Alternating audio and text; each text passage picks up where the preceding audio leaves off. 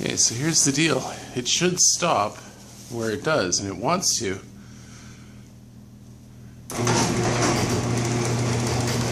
And it actually does stop at the stop, which is right by the stud, by the plug there.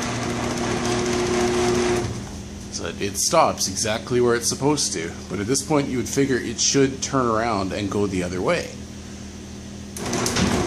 It just sucks it right back into the machine. So it does not stop at that point.